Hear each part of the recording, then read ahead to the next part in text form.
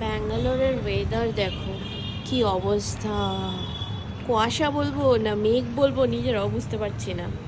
আর প্রচন্ড ঠান্ডা ভাই। तुम्हारा काम खत्म हुआ?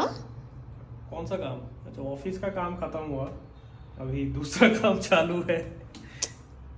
कोई क्या हुआ?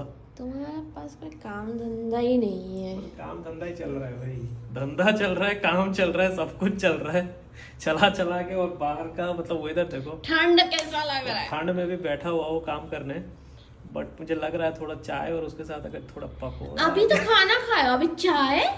टाइम देखो गाइस, 4 ही बजे है, 3 बजे खाना खाया है तुमने।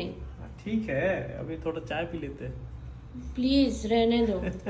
अचानक से ठंड इतनी आ गई है तो मैंने कल 2 स्वेटर लिए हैं। ये तो चलो एक लॉन्ग स्कर्ट टाइप है, और ये है मेरा एक ब्लैक कलर का स्वेटर, और इधर अच्छा ये भी है एक स्वेटर ब्लैक का, और ये है एक हुडी। तो मैंने ये 3 स्वेटर ले लिए हैं इस ठंड से बचने के लिए। যারা বাঙালি তারা হয়তো এটা দেখে বুঝতে পারছো এটা কি। যদি বুঝতে পারছো তাহলে কমেন্ট করো। Too good. মানে উই কেচ কি না কাচ কি, মানে আমি এখানে বলেই দিলে, বললাম গেস করতে। ओह सॉरी, बट एनीवेज बहुत बढ़िया था।